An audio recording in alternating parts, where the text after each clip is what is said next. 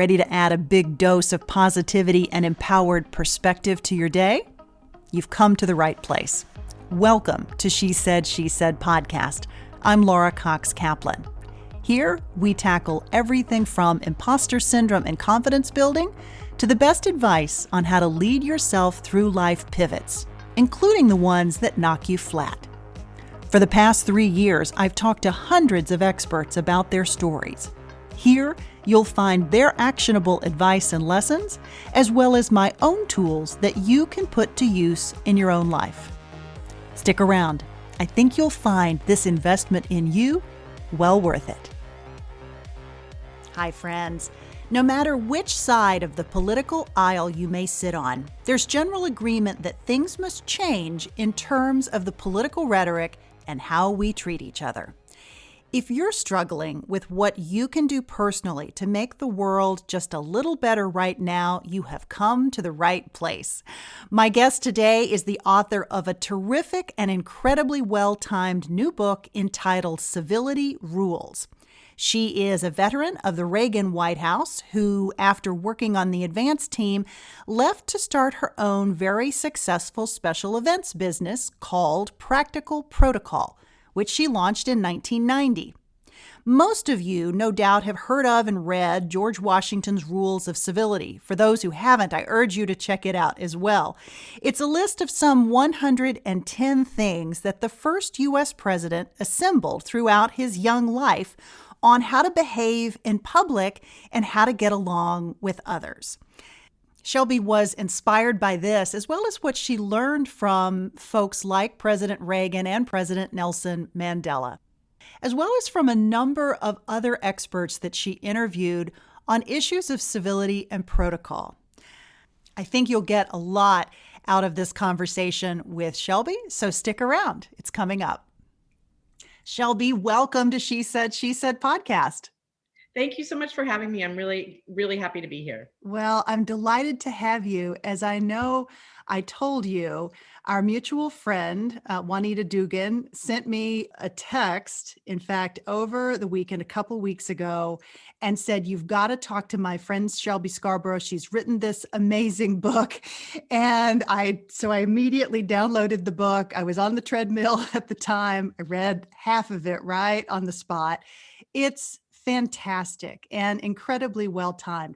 Before we get into all of that and jump into the heart of the book, I'd love, Shelby, for you to talk a little bit about yourself and tell my audience where you grew up and a little bit about your career. Sure. I grew up in Northern California, which is where I am now. But I then moved to Washington, D.C. after I graduated from UCLA. And one of my first job was at the inaugural committee on the second inauguration of President Reagan. And then right after that, I was fortunate enough to be offered a job in the presidential advance office of the Reagan administration of the White House. So I got to travel all around the world, setting up events for President Reagan and learning all about sort of the idiosyncrasies of the perfection, the high level expectations that the White House requires of one in a professional position. And as your first job, that's a little intimidating, but it was perfect. I was not perfect. I never am. No one ever is, but the job was amazing. I then went to the State Department as a protocol officer, where I handled the foreign dignitaries, the guests of the president. So I still got to go over and hang out with my buddies at the White House and see the president, but I handled the international aspect of it with a team of people. I was one of the visits officers. So that was just really an amazing framework for some of the ways that I developed professionally, I think. I started a business right after that because my family is very entrepreneurial and I always had that itch to start my own business. So I started Practical Protocol, which carried on basically what I'd been doing at the White House and the State Department, only for a non-official government functions. So when President Wałęsa of Poland came in to the country, after the official visits were over, they literally handed me handed the president over to me, and I took the rest of the trip through the country with him from a private perspective, that kind of thing. Handling Nelson Mandela when he came in out of right out of prison. He came to the United States fairly soon after he was released from prison. So I had the honor of handling part of his visit, his Washington, D.C. Part of it. And clients like that, the Pope John Paul II, and lots of ministers of industry and trade, that kind of thing. So lots of foreign dignitaries visits. Yeah. So I'm curious, we've just had the inauguration of the 46th president of the United States, Joe Biden. And I'm curious, as you were watching the inauguration, which I'm sure you must have watched, what your thoughts were about the team, the advance team, doing the job, for this inauguration that you did a number of years ago. What was going through your head? What were you thinking? Well, we have these traditions, and certainly when I was young and starting out in this, I think you tend to think that that's the way it always is, but it's an evolving process. So we obviously, with COVID and some of the other security concerns that we had, it had a very different look and feel. There was not that massive hordes of humanity there to witness it. And that's a little sad to me, because that's such a hallmark of our society, to be able to witness the peaceful transition of power and to participate in that. We're a participatory government, and that's an important thing. But understandably, this time there had to be adjustments to that. And I think that's part of the job that we would have done, was to adjust. During the Reagan administration and the second inauguration day was really bitter cold, and we had to change the plan for the parade, and it would take it indoors. Well, that decision was made the night before, so everybody was scrambling to readjust, and that's what you have to do. You have to be quick on your feet and professional, and make it look like there was no problem or no changes, and make it look graceful as you go, but be able to change on a dime. Yeah, absolutely.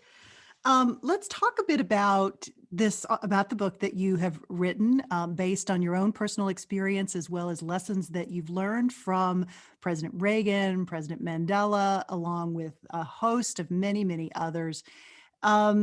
When did you realize that you needed to write this book? And again, I've talked about the name of the book in the intro. It's called Civility Rules, which is so perfect. Little double entendre there. Talk about when you realized you needed to write this book, because this had been in the works for a while, as I understand it. It has been.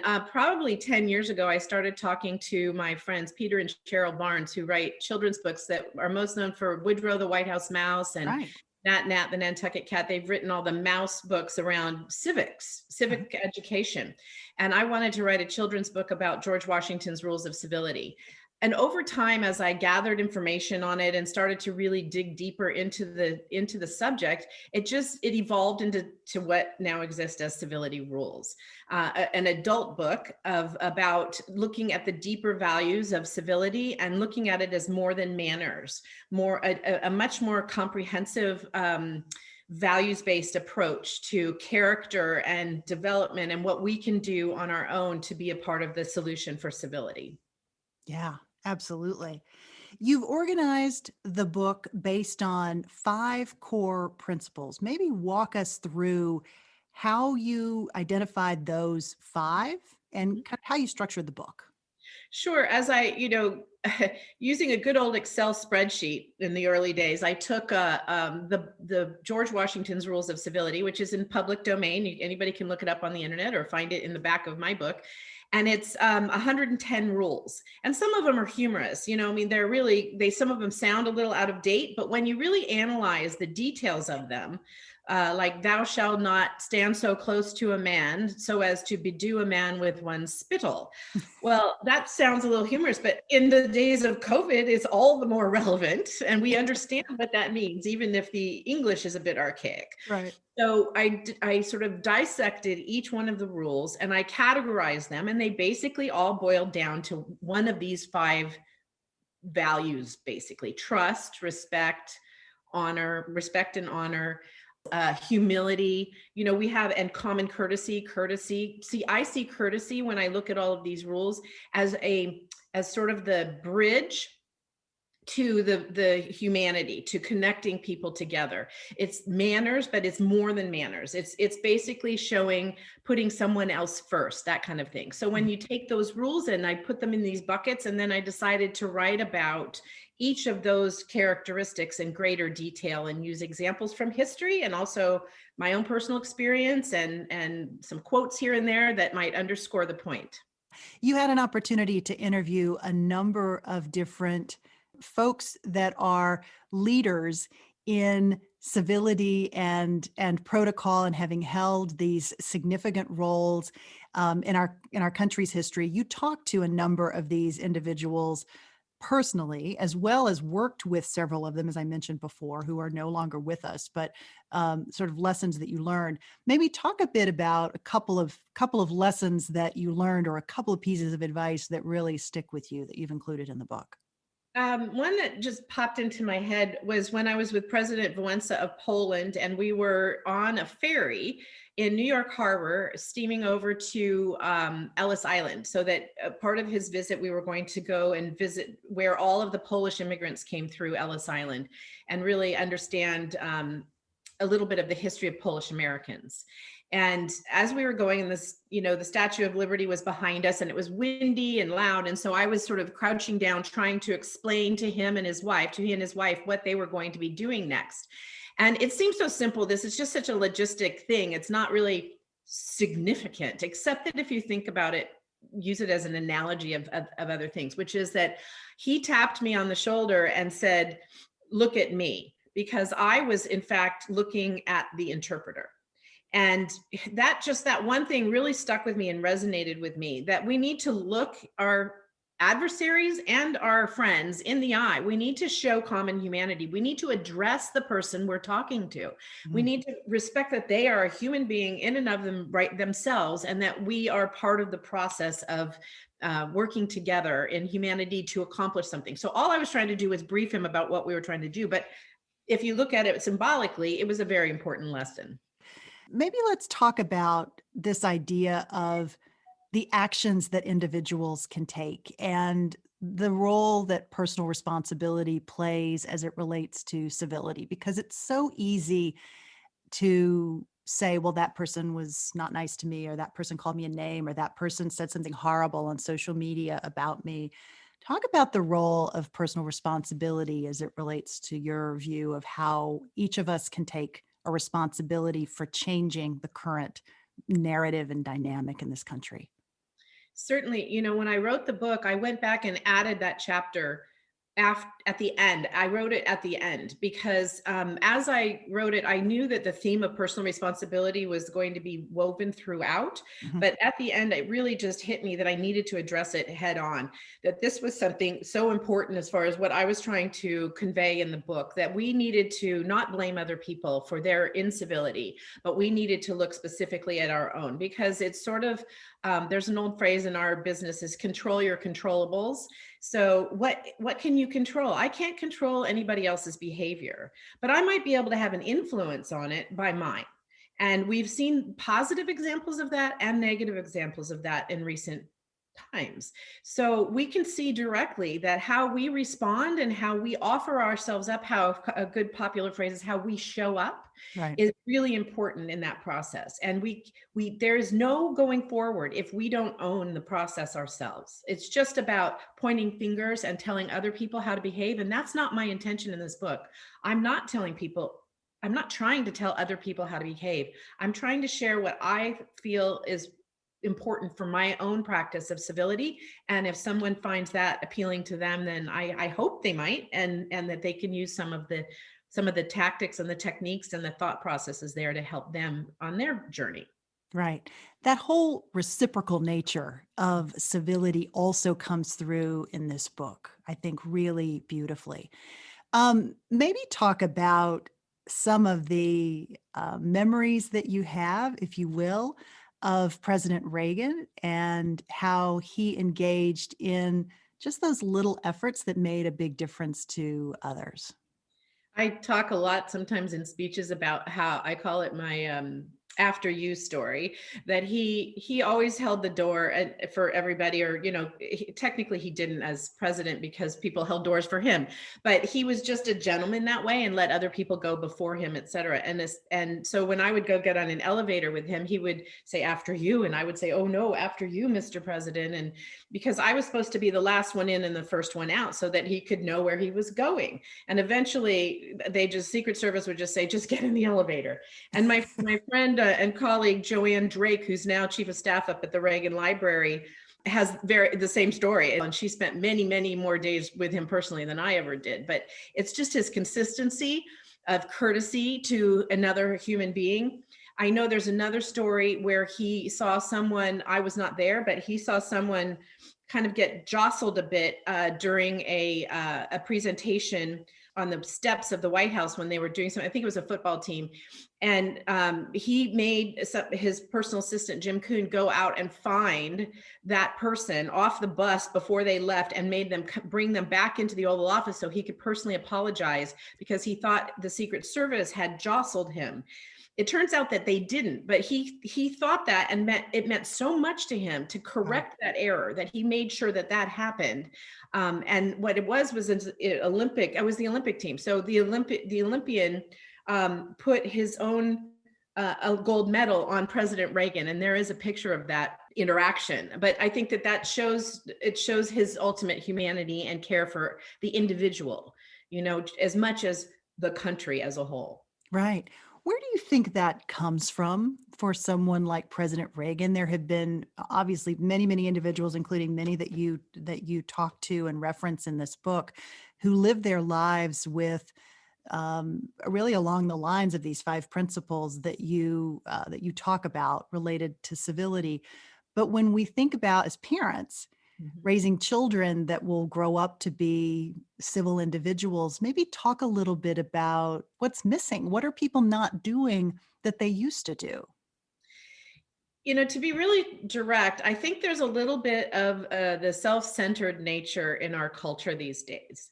And I really believe that a philosophy of giving and putting someone else first and thinking about your colleague or the comfort and convenience and the respect, showing the respect for your neighbor, your friend, your colleague, your president, all of those kinds of things. Your government systems, even though I believe the government is for the people, by the people, and of the people, therefore we need to treat ourselves with respect from that perspective, right? So it's about having a giving nature and a giving spirit and a service heart. And so encouraging children, and I'm not a parent, but I've been around a lot of children and have many children in my life, to see that the ones who show that generosity of spirit are really the happier people ultimately. And you know what? Life is short. And if we can have a little bit more joy by being civil to one another, why not? Yeah, absolutely. It goes to this notion of how to, in addition to raising children that will be civil to each other, but also learning how to disagree agreeably. You don't have to agree with someone else to disagree with them. And this, what feels like it's almost a lost art form, maybe provide listeners with some advice based on what you've put in the book about how to do that at a time when our country and our politics, even within parties, people are very divided. Talk about how you recommend people have conversations that can head in a difficult direction. There's some really simple techniques, so to speak. Communication is communication. So things like listening to learn and learn to listen. Really hearing what the questions are or what the opinions might be. I think if we are trying to present to someone else, instead of offering opinions, perhaps we offer open-ended questions with a genuine curiosity. I send things to my best friend, who she and I are on the opposite side of politics. And so, but we've been friends since we were 14, and that's not going anywhere. But we have our times when we disagree on things, and that's okay. That should be okay. But it's how we talk to each other that's important about it, that we respect that the other person has a different perspective and that we don't just assume everybody's going to agree with us. So if I'm offering up a conversation, I might send her something in the internet that I saw and I'd say, I'd like to hear your viewpoint on that. That's my earnest and honest way of saying, I don't know whether to believe this. Whether it seems reasonable or not, I would like to have a discussion about it from your perspective, rather than, can you believe this? Right. Starting out with an opinion or already formed, even though you might have it, we all do, but it's just how we approach the conversation, I think, that opens up the possibility of a greater positive dialogue. Yeah, I love that. That's really, really well said. One of the themes, one of the core themes in the book relates to humility, which I know you've said is one of your favorites. Mhm. Maybe talk about that from the standpoint. One of the things that jumped out at me that I think sometimes can be confusing to people, and where there's a gender element associated with this, is this idea of humility and lack of power. Like if you're too humble, you potentially lose power. And I think this can be a really difficult balancing act for women in particular. Give me your thoughts on that.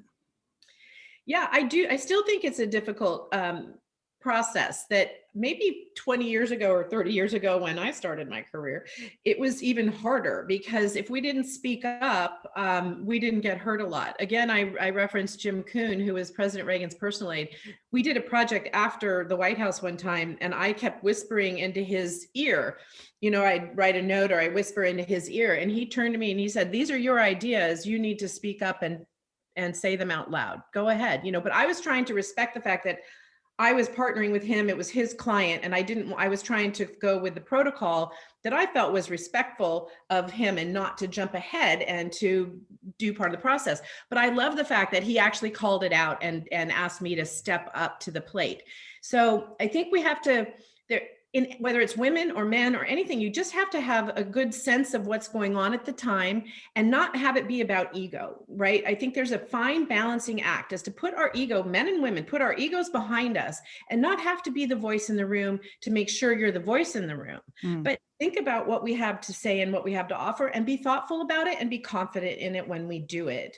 And that's going to carry a lot more weight long-term than anything else. If we're trying to just make sure that we're heard, I think that ultimately backfires. It's a really, really good point. And it's so counter to oftentimes advice that young women are given when they are given a seat at the table and are urged to speak up. And she legitimately may not have anything to say, and yet will feel this pressure to say something anyway. And I think it's that getting that balance right and understanding it's not just about talking for talking's sake, but actually having something to say and something to contribute that keeps the conversation moving along. I think it's such a good point. Maybe talk a bit about the connection between happiness and civility. We are a very unhappy culture and society at the moment, which I think is so incredibly sad. Do you see a connection between happiness and civility? I definitely do. I talk about joy and civility being two sides of the same coin. And my next book is about joy. It's it's called The Joy Journey, and I haven't finished it yet because I chose to finish the Civility Rules book. But Thank goodness you did. They are both really important, but I'm happy you started with this one.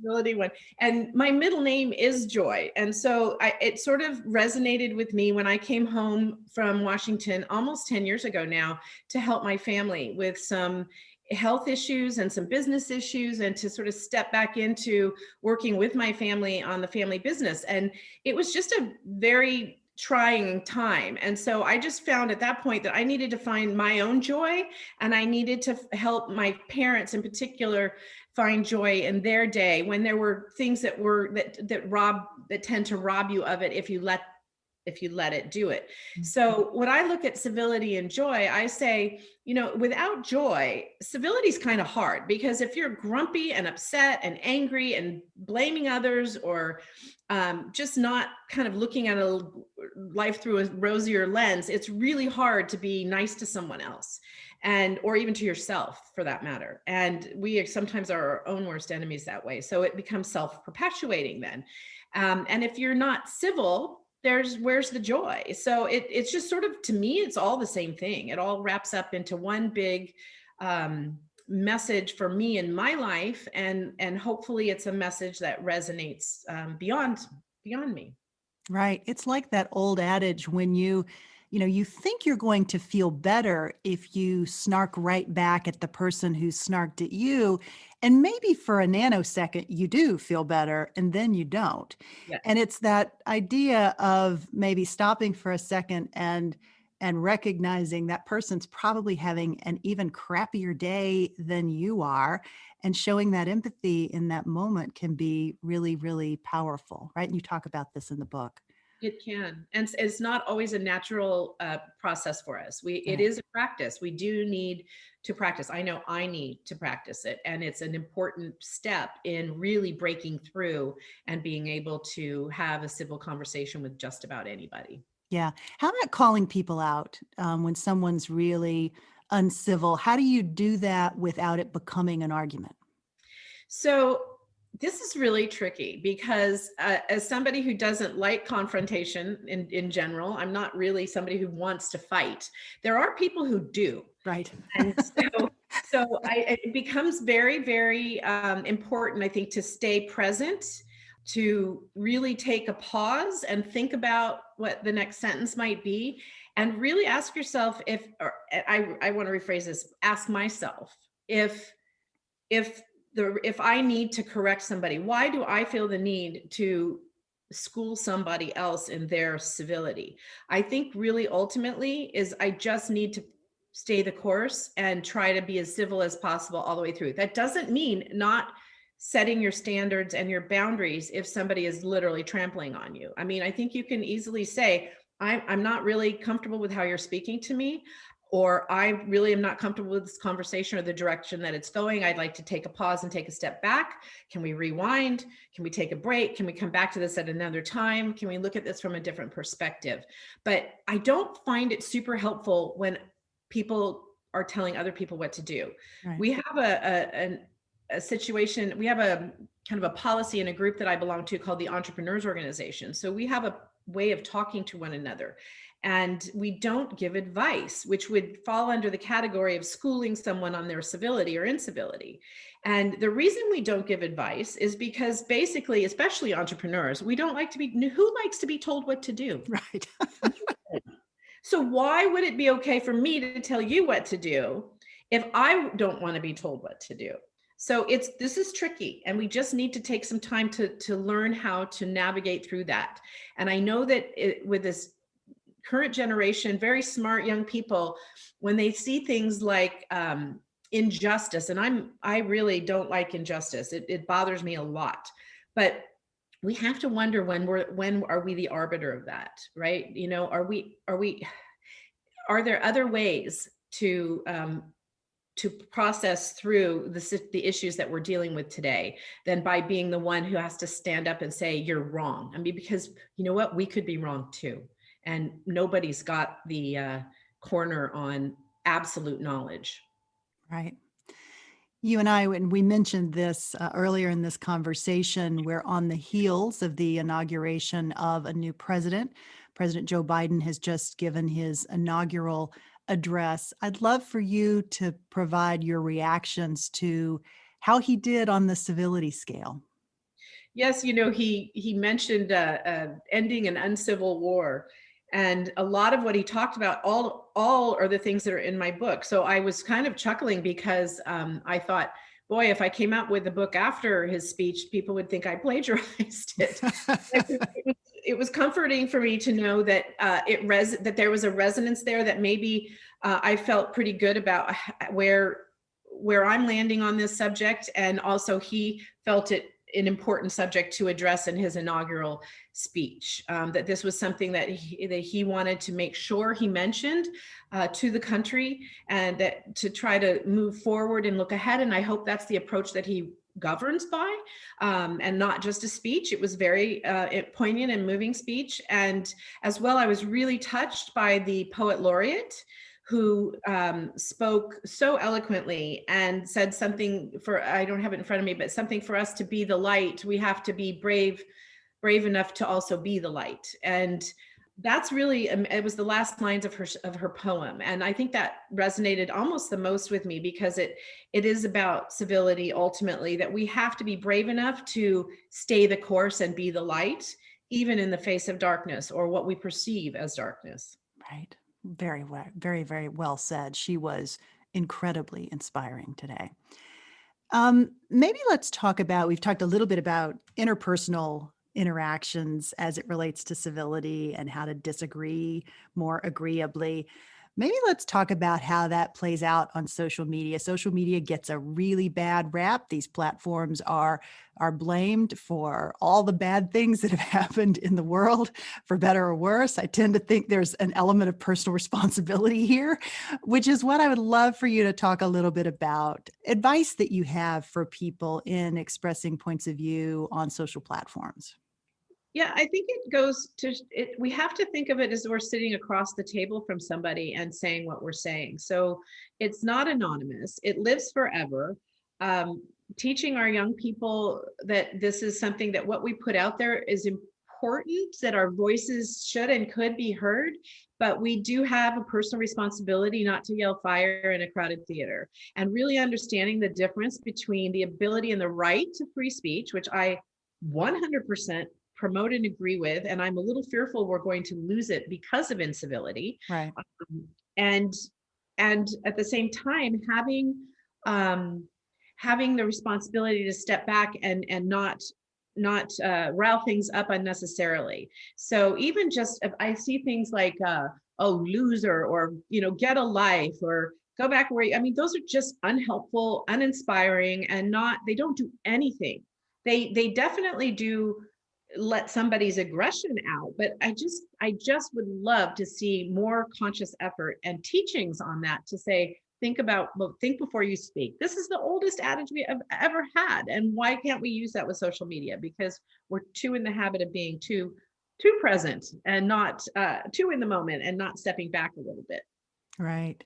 Maybe talk about how someone should respond when somebody says, you're a loser, go back where you came from, you're this, you're that, whatever. If you're the person who's trying to take the high road and not start a fight, should you sort of, what's your advice for how to respond to that type of thing? And also how not to, sort of the emotional control component that that really always underpins all of this, because your blood pressure goes up, you get upset. That's what causes this reaction in the first place. But maybe talk a little bit about that.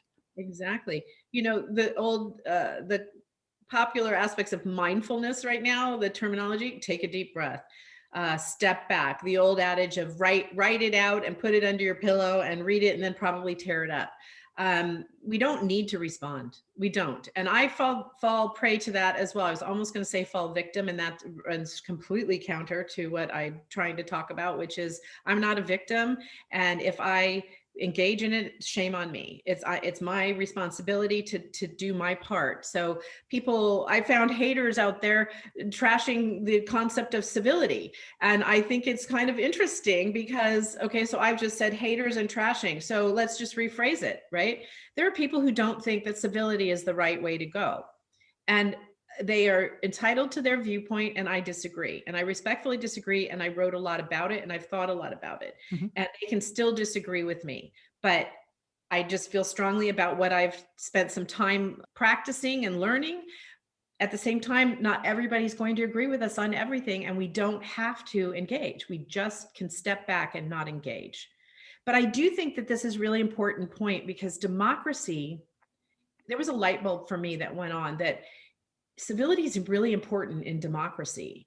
because if we can only have one voice in the room, we don't have a democracy. And we're just the actions and the activities of the last few weeks with Twitter and all of the big tech companies taking conservative voices off. And believe me, I understand, again, the knee-jerk reaction to want to solve a problem quickly, but that's not the point here.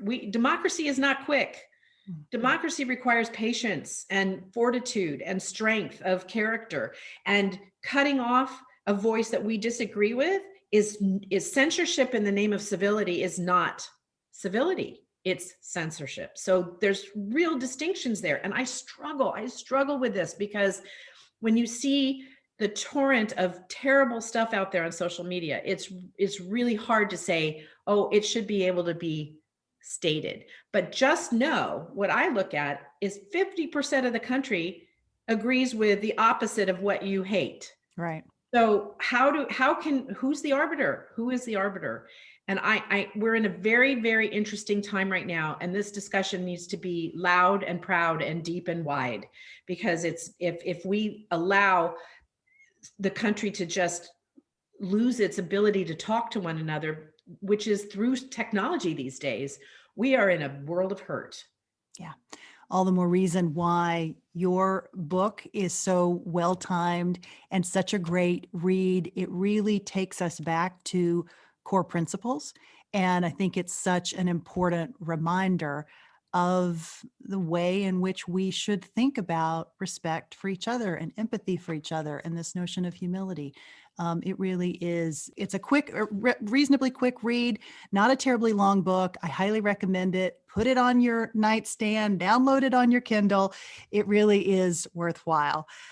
Shelby, I know we could spend lots and lots of time together. I loved this conversation. It's incredibly well-timed, as I said before, and I am grateful that you wrote the book, and I'm grateful that you spent some time with us today.